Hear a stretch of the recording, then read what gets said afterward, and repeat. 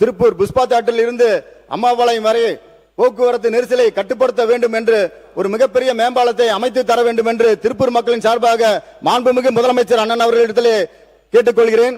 8வது 420 சாய ஆலைகள் மூலம் 13 கோடி லிட்டர் மறுசுழற்சி ஜெட்எல்டி செய்து வரும் நிறுவனங்களுக்கு 203 கோடி வட்டியில்லா கடனை மானியமாக மாற்றி வழங்குமாறு கேட்டுக்கொள்கிறோம். 100% ஜெட்எல்டி செய்தால் வட்டியில்லா கடனை மானியமாக மாற்றி தருவதாக அறிவிக்கப்பட்டுள்ளது. இப்ப நிறுவனங்கள் ஜெட்எல்டி செய்து வருகின்றன. கடந்த ஆட்சிகளில் அவர்களது நீண்ட நாள் கோரிக்கை நிறைவேற்றப்படவில்லை. எனவே நமது அரசு 203 கோடி வட்டியில்லா கடனை மானியமாக மாற்றி அறிவித்தால் அரசிடம் உள்ள சொத்து பத்திரங்கள் அவர்களுக்கு திரும்ப கிடைக்கும். அதனை வைத்து அவர்கள் சோலார் மின்சார அமைப்பையும் சுத்திகரிப்பு நிலையத்தில் நவீன கருவிகளை அமைக்க முடியும்.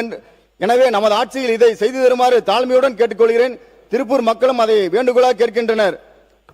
மாண்புமிகு பேரவைத் தலைவர் அவர்களே, இப்போது ஒரு முக்கியமான விஷயத்தை இந்த அவையில் பதிவு செய்ய விரும்புகிறேன்.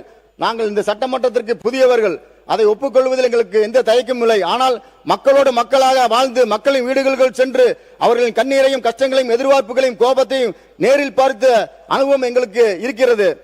இந்த அனுபவத்தை எந்த புத்தகத்திலும் கற்றுக்கொள்ள முடியாது. களப்பணியால் மட்டுமே மக்களிடம் சென்று கற்றுக்கொள்ள முடியும். அனுபவம் முக்கியம், ஆனால் மக்களுக்கு நல்லது செய்ய வேண்டும் என்ற நல்ல எண்ணம் அதைவிட முக்கியம். ஒரு நல்ல திட்டத்தை உருவாக்குவதற்கு முன் அதிகார அனுபவம் தேவைப்படலாம். ஆனால் மக்களின் கண்ணீரை துடைக்க, மக்களின் பிரச்சனையை தீர்க்க ஒரு நல்ல மனம் இருந்தால் போதும். அதுதான் எங்கள் தலைவர் அண்ணன் விஜய் அவர்கள் எங்கள் கற்றுக் கொடுத்த அரசியல். மாண்புமிகு பேரவைத் தலைவர் அவர்களே, இந்த அவையில் உங்கள் முன்னிலையில் ஒன்று கூட ஆசைப்படுகிறேன். இன்னும் கொஞ்ச நாட்களில் உள்ளாட்சி தேர்தல் வர இருக்கிறது. அந்த தேர்தலில் கொங்கு மண்டலத்தில் ஒரு மாவட்டத்தில் கூட இரட்டை இலக்கத்தில் வார்டுகளை நீங்கள் ஜெயிக்க முடியாது என்று எதிர்க்கட்சிகளுக்கு சவால் விட்டு கூறுகிறேன். காரணம் இன்ஸ்டாகிராமில் அல்ல, மக்கள் எங்கள் மீது வைத்துள்ள நம்பிக்கை. மக்களுக்காக நாங்கள் வைத்திருக்கும் நலத்திட்டங்களும் பேசும் திராணி இருந்தால் நீங்கள் உங்கள் வீரத்தை அதில் காட்டுங்கள். எங்களை பற்றி பல்வேறு காலங்களில் பல்வேறு அவதூறுகள் பரப்பப்பட்டிருக்கின்றன. ஆனால் எங்களுக்கும் எங்கள் தலைவர் தளபதி அவர்களுக்கும் இடையே இருக்கும் நம்பிக்கையின் ஆழம் எங்களுக்கு தெரியும். எங்கள் உறவின் வலிமை எங்களுக்கு தெரியும்.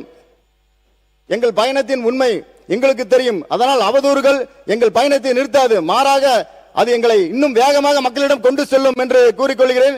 மேலும் இந்த அவையில் நான் எந்த கட்சியிலும் தனிப்பட்ட முறையில் குற்றச்சாட்டு விரும்பவில்லை. என்றால் கடந்த காலங்களில் ஏற்பட்ட குறைகள், நிறைவேறாத எதிர்பார்ப்புகள், தீர்க்கப்படாத பிரச்சனைகள், இவற்றுக்கான மாற்றத்தையே மக்கள் எங்களிடம் எதிர்பார்த்து எங்களை இங்கே அனுப்பியிருக்கிறார்கள்.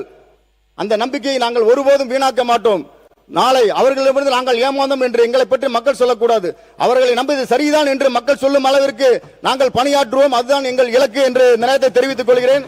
உங்களை குறை சொல்லி எங்களுக்கு ஒன்றும் கிடைக்கப் போவதில்லை. ஏனென்றால் எங்களுக்கு நாகரிகமான அரசியல் என்பது நன்றாகவே தெரியும். ஆனால் மக்களுக்கு எதிராக தவறு எங்கு நடந்தாலும் அதை நிச்சயமாக தட்டி கேட்போம். நல்லது நடந்தால் பாராட்டுவோம் என்று இந்த நேரத்தில் தெரிவித்துக் கொள்கிறேன். தமிழ்நாட்டில் எதிர்காலம் பற்றி நான் ஒரு கனவு காண்கிறேன். தமிழ்நாடு வெற்றி கனவு விஷன் 2040 என்ற முழக்கத்தோடு மக்களுக்கான வெற்றி பயணத்தை மாண்புமிகு தமிழக முதல்வர் அண்ணன் விஜய் அவர்கள் ஆணைக்கிணங்க மாண்புமிகு நீர்வளத்துறை அமைச்சர் அண்ணன் ஆனந்தன் அவர்கள் வழிகாட்டுதலோடு தமிழ்நாட்டை இந்தியாவின் தலை சிறந்த மாநிலமாக மாற்றிட பல நல்ல திட்டங்களை என் தொகுதி என் மக்கள் என் பொறுப்பு என்ற முழக்கத்தோடு திருப்பூரில் இருந்து தொடங்க உள்ளேன். இது ஒரு அரசியல் வாசகம் அல்ல, இது என் வாழ்நாள் உறுதிமொழி. மாண்புமிகு பேரவைத் தலைவர் அவர்களே,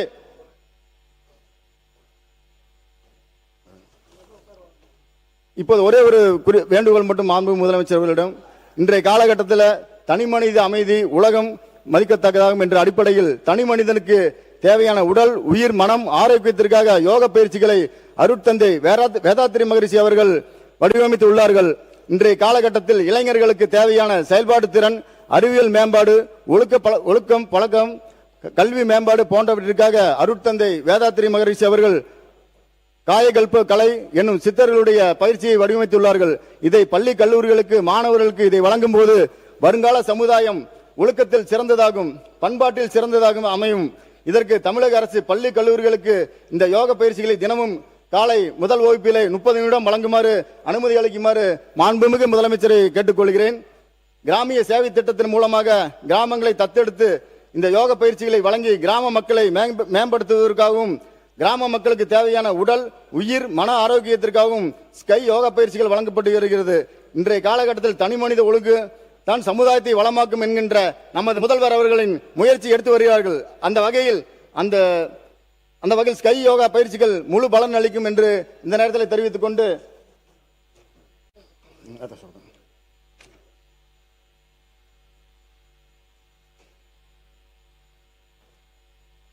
இந்த பேச வாய்ப்படுத்த மாண்புமிகு முதலமைச்சர் அவர்களுக்கும் பேரவைத் தலைவர் அவர்களுக்கும் என்னுடைய நன்றியை தெரிவித்துக் கொண்டு, வாழ்க மக்கள், வளர்க தமிழ்நாடு, வெல்க திருப்பூர், வெல்க தமிழக வெற்றி கழகம். நன்றி. நன்றி கூறி விடைபெறுகிறேன். நன்றி, வணக்கம். மாண்பு உறுப்பினர்